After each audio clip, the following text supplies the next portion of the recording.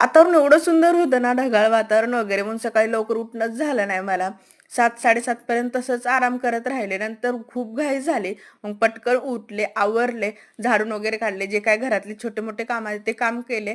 अंघोळ वगैरे करून सगळ्यात आधी मी स्वयंपाकाला सुरुवात केली. तर मी पहिलं शेपू वगैरे कट करून ठेवली होती. तर आज शेपूची भाजी बनवायची होती.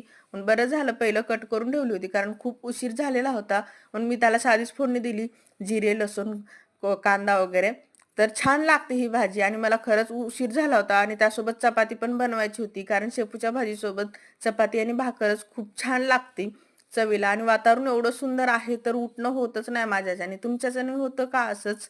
खरंच मला असं होते. आता पावसाळा नाहीये खरं तर, पण पावसासारखंच वातावरण आहे. 4-5 दिवस झालं कंटिन्यू पाऊस आहे. मग मी भाजी करून घेतली आणि अशा ह्या कंटेनरमध्ये काढून ठेवली.